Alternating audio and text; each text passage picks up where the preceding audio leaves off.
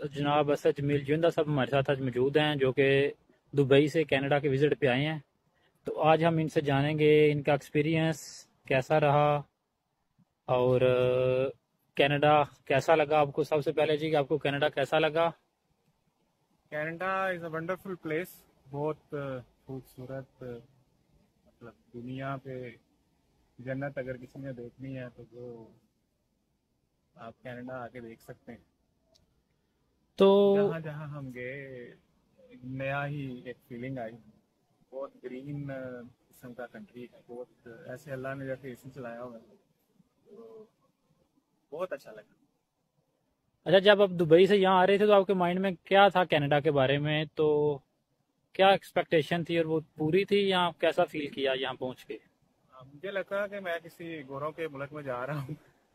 तो यहाँ पे मुझे ज्यादा वैसे सरदार नजर आए। जिधर भी गए हैं, किधर घूमने गए हैं, कहीं पे हर तरफ पंजाबी, हर तरफ सरदारों ने अपने कपड़े पहने हुए हैं और वो घूम रहे हैं। लेकिन जैसा सोचा था वैसा ही है। अच्छा कंट्री है, शख्सी आज़ादी है काफ़ी। दुबई की तरह सख्तियाँ थोड़ी कम है, कैमरे थोड़े कम है रोड के ऊपर। अच्छी जगह। तो बाकी पाकिस्तानी कम्युनिटी से आप मिले हैं, कैसा रहा दुबई और कनाडा में? पाकिस्तानी कम्युनिटी आप दोनों से मिलते रहते हैं, तो इसमें आपकी क्या ओपिनियन है कि क्या डिफरेंस है? पाकिस्तानी से ज़्यादा मैं बात करूँगा कि जो दौकल की कम्युनिटी है यहाँ पे, तो उनसे मिलने के बाद मैं बहुत ज़्यादा इम्प्रेस हुआ हूँ। और आई विश के हम भी कुछ दुबई में ऐसा कर सकें जिस तरह ये लोग रह रहे हैं, एक दूसरे के साथ इन टच, फ्रीक्वेंट इनकी मुलाकातें होती हैं, आपस में मिलते रहते हैं, एक दूसरे के साथ रहते हैं। दुबई में हम थोड़ा आइसोलेटेड रहते हैं, वहाँ पे इतने ज़्यादा रहते नहीं हैं, शायद मेरे नहीं हैं, लोगों के शायद हों। लेकिन इतने ज़्यादा नहीं हैं। बहुत बहुत मुझे अच्छा लगा सबसे, दोस्तों से मिलके, दोस्तों के साथ टाइम गुजारा। लोगों ने बहुत प्यार दिया, इज्जत दी, बड़ा मज़ा आया। तो बाकी वेदर डिफरेंस दुबई की गर्मी से कनाडा के मौसम में, वो इन्वायरमेंटल थोड़ा सा चेंज जो लगा? तो थोड़ा हमें तो शुरू शुरू में थोड़ी सर्दी लगी, तो अच्छा। फिर आहिस्ता आहिस्ता थोड़ा, जिस दिन गर्मी थी उस दिन तो फिर ज्यादा ही गर्मी जला दिया उसने। लेकिन ओवरऑल ऐसे ही है, एक थोड़ी सी गर्मी होती है, फिर बादल बन जाते हैं, हवा चलने लगती है, फिर वही अच्छा मौसम हो जाता है। सो कोई कंपैरिजन नहीं है, वो एक डेजर्ट है, ये एक मतलब दुनिया की एक खूबसूरत जगह है, सरसब्ज है। बाकी मतलब वहाँ पे भी चलो, जिनका सही है वो तो ठंड में रहते हैं। तो जब आप यहाँ पे विज़िट पे आए हैं, तो जो दोस्त दुबई से या किसी भी कंट्री से यहाँ विज़िट पे आना चाहते हैं, तो क्या आप सोचते हैं कुछ ऐसी आपसे चीज़ें कुछ मिस हो गई, या कुछ टाइम कितना चाहिए विज़िट के लिए, या कैसी प्लानिंग चाहिए जो लोग आपको देख रहे हैं उन तक कोई पैगाम पहुँचाना चाहें? दुनिया के किसी भी मुल्क में जाने से पहले आपके लिए ज़रूरी है कि आप उधर की मार्केट को स्टडी करें। आप देखें कि वहाँ पे कौन सी जो स्किल्स हैं उनकी वैल्यू है, फिर उस हिसाब से अपने आप को तैयार करके आए। नॉर्मली हम लोग क्या करते हैं, हम लोग कहते हैं हम पहुँचेंगे तो फिर देखेंगे। फिर वो इस चक्कर में जब लोग यहाँ पे आते हैं या इवन दुबई में भी आते हैं, तो फिर वो बहुत स्ट्रगल करते हैं, बहुत टाइम लगता है सेट होने में।